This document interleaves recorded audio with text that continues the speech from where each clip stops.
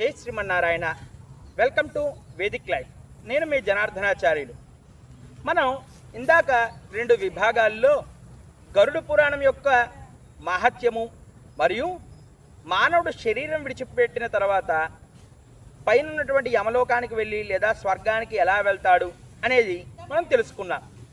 అయితే ఇప్పుడు అసలు పాపపు పనులు చేసిన వారికి ఎలాంటి శిక్షలు వేస్తారు అనేది మనం తెలుసుకుందాం. పాపం అంటే మనం ముందుగానే చెప్పుకున్నాం, భగవంతుడికి అయిష్టమైనది, ధర్మ విరుద్ధమైనది పాపము అని అంటారని. అలాంటి పాపముల్లోని మనకి ఉత్తమంగా మొదటి స్థానంలో ఉన్న పాపము దొంగతనము. అంటే లోహములు కానీ వజ్రములు కానీ ధనమును కానీ లేదా ధన సంబంధిత బంగారము నాణాలు వంటి దొంగతనం చేసిన వారికి నరకంలోని యమధర్మరాజు ఎటువంటి శిక్షను వేస్తాడో మీకు తెలుసా? దాన్నే తప్తమూలిక నరకము అని అంటారు. ఈ తప్తమాలికం అంటే ఏమిటో తెలుసా? తప్తము అంటే వేడి, అంటే తాపాన్ని కలిచేదాన్ని తప్తము అంటారు. అంటే అగ్గిలో వేసి శరీరాన్ని ఆత్మని కాల్చవేస్తాడంట. ఆత్మని ఒక పెద్ద కట్టెలు వేసి అగ్గిని ప్రజ్వలించి ఆ అగ్గిలోని ఈ శరీరాన్ని విడిచిపెట్టి తాడులతో చేతులను కట్టి ఈ యొక్క తప్తాన్ని అంటే వేడిని కలిగిస్తారంట. కాబట్టి ఈ వేడిని తట్టుకోలేక గత జన్మలో చేసినటువంటి పాపాలన్నింటినీ తలుచుకుంటూ పాప ప్రాయశ్చిత్తం కోరుకుంటుందంట శరీరం. అటువంటి దొంగతనాన్ని చేసిన వారికంట చనిపోయిన తర్వాత తప్పకుండా అగ్గిలో వేసి కాల్చవేయడం అనేది జరుగుతుందంట. రెండవ నరకం ఏమిటంటే వ్యభిచారం చేసిన వారికి.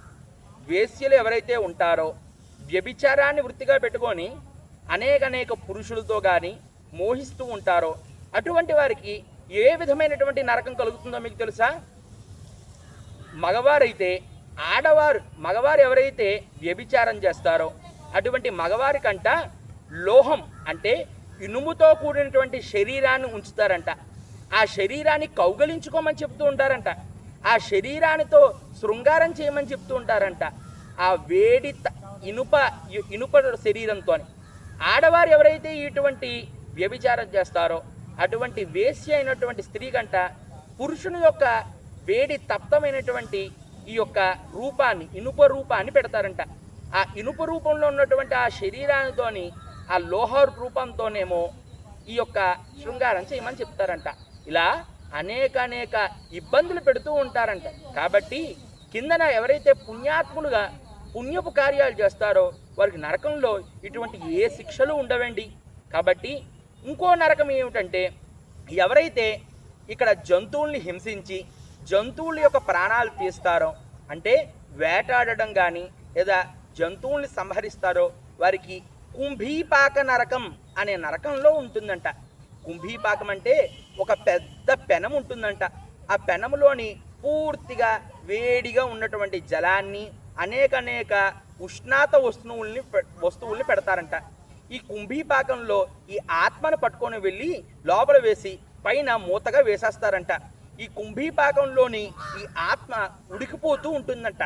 కాబట్టి కిందన పశువుల్ని పక్షుల్ని వేటాడడం వల్ల కానీ హింసించడం వల్ల కానీ దూషించడం వల్ల కానీ ఎవరైనా ఇలాంటి పనులు భూలోకంలో చేస్తే తప్పకుండా పైన కుంభీపాకం అంటే ఒక పెద్ద పాత్రలోని ఈ యొక్క వేడి నీళ్ళల్లోని ఈ శరీరాన్ని విడిచిపెడతారంట.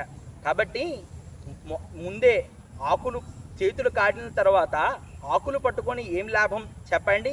కాబట్టి ఇటువంటి పాపాలన్నీ మనం చేయకుండా ముందే తెలుసుకొని మనం మరణించిన తర్వాత ఇటువంటి శిక్షలంతటికీ దూరంగా ఉందాం. మన ప్రకృతిని ప్రేమిద్దాం. ప్రకృతిలో ఉన్నటువంటి జీవాలంతటినీ మనం సహాయపడదాం. వేదంలో చెప్పింది దేహో దేవాలయ ప్రోక్తో అని. దేహమే దేవాలయం రా, ఆత్మే పరమాత్మరా. భగవంతుడికి పూజ చేయడం అంటే మనిషి ప్రాణానికి ప్రాణాన్ని సహాయం చేయడమే గొప్ప పూజరా అని. కాబట్టి భూలోకంలో 10 మందికి సహాయపడదాం, 10 మందిని ప్రేమిద్దాం, 10 మందికి మంచి చేద్దాం. కాబట్టి మంచి చేయడం వల్ల మనకు కూడా మంచే కలుగుతుంది. కాబట్టి తప్పకుండా ఈ గరుడ పురాణం ప్రకారంగా ఈ పాపాలన్నింటినీ నెమ్మదిగా తగ్గించుకోవడానికి ప్రయత్నం చేయండి. పుణ్య బాటలో నడవండి. జై శ్రీమన్నారాయణ.